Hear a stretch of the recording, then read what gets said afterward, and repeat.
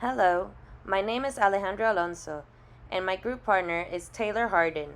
And today we will be talking about the Cedar Point crisis in 2004 and its communication plan. Cedar Point is, as most may know, an amusement park based in Sandusky, Ohio. Cedar Point opened up in 1870 and continues to be a main attraction in northern Ohio.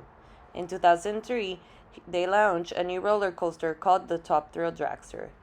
The Top Thrill Dragster at the time was the fastest straight coaster, hitting speeds of 120 miles per hour in just under 3 seconds and just around 420 feet tall. On July 12, 2004, Top Thrill Dragster experienced an incident where a cable overheated and snapped, left two male and two female passengers injured, with one of the males having cuts in his face. Unfortunately, with Top Thrill Dragster, this is not the first issue they have had. About a month prior, there was an issue with the cable as it disconnected and they were up and running in just a few days.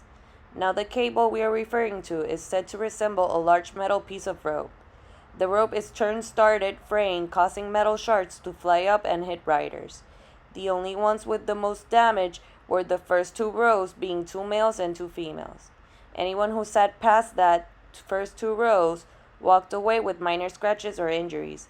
However, since there was no overly major injuries, Cedar Point did not admit anyone to the emergency room and instead had them treated with an on-site medical team.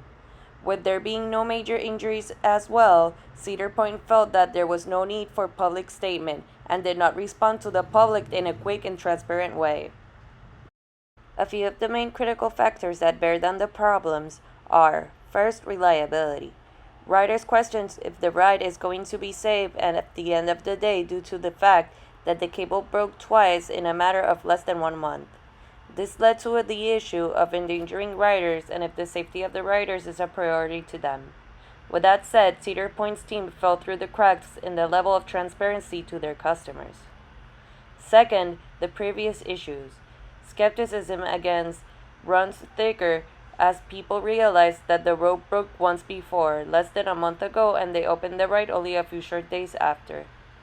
And third, the public opinion. With Cedar Point neglecting the public opinion, depending on how Cedar Point handles the issue, can really make or break their reputation and whether they will stay in business or not. Now I will talk about what was actually done to handle the situation. Cedar Point did not do well addressing the public. However, from behind the scenes, the team did handle the safety concerns better. Once the situation did happen, permanently with from the Department of Agriculture, Cedar Point did a number of things. They contacted the regulating agency regarding the incident. Again, since no major injuries occurred, Cedar Point did not warrant a trip to the hospital and also not mandated to re-inspect the ride before opening to the public. However, it took some time to reopen as Cedar Point officials had to wait for a new cable to arrive and get installed. Once the cable got installed, the maintenance crew conducted a full examination of the ride. Some of the major solutions that Cedar Point can and should do is to contact the Department of Agriculture. Cedar Point should then make a public apology following the immediate shutdown of the ride. They should have every injury assessed and sent to the hospital to ensure no major damage. Also, they should meet with Cedar Point social media department to have them cover social media responses and address any negative comments that may arise.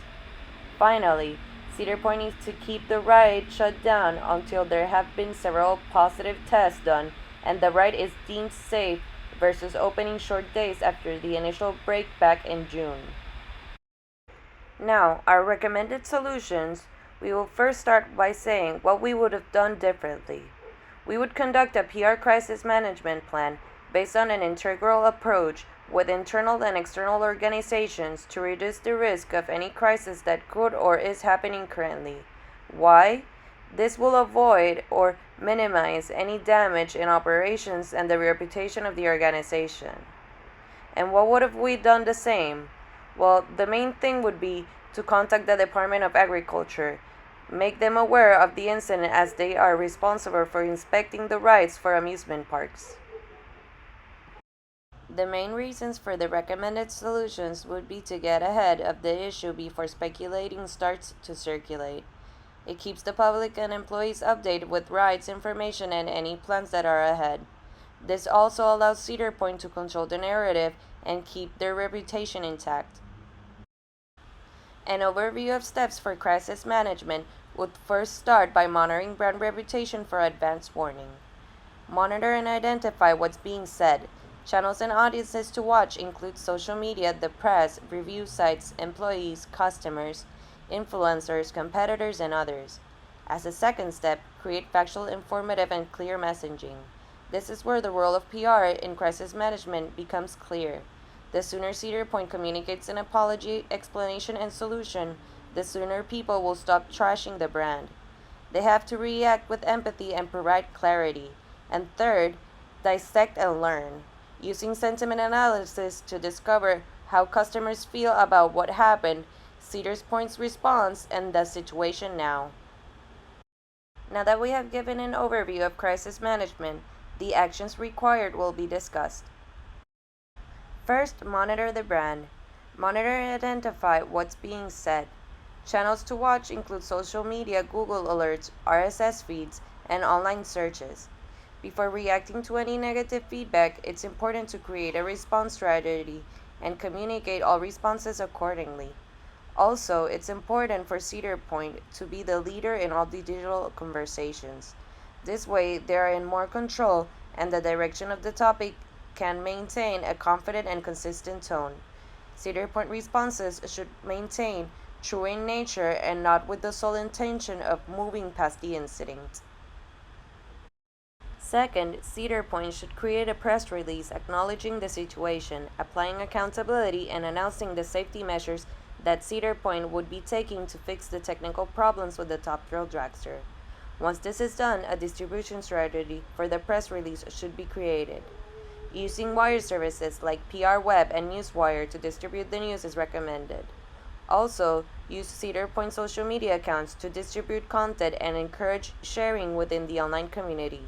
News outlets like Cleveland.com, The Plain Dealer, Fox 8, and WKYC Channel 3 would be targeted to have the news displayed. A third action required would be to build an internal campaign.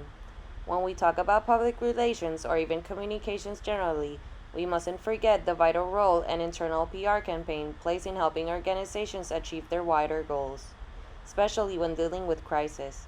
For example, in this case, Cedar Point should start by sharing the crisis management plan with their internal audience.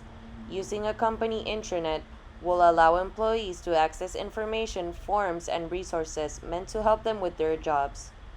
Newsletters can be posted to an intranet, making it easy for employees to get the information.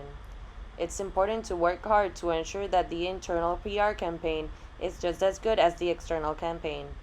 Also, it's important that employees feel proud of working at Cedar Point, and if they decide to tell a friend or family, then that will be considered a job well done. Lastly, ethics in crisis communications, since they are particularly important because crises often hold the ability to cause widespread damage, injuries, or deaths. In this case, injuries. Therefore, having a code of ethics is very important for any organization. While building this crisis communication plan, it's important to fall within the appropriate ethical and legal boundaries. Ethical practices must consider the employer's self-interest, public self-interest, personal self-interest, and the standards of the public relations profession. Therefore, meet legal standards, as they are ways PR professionals can be held legally accountable for their decisions and actions. That would be all for today. Thank you.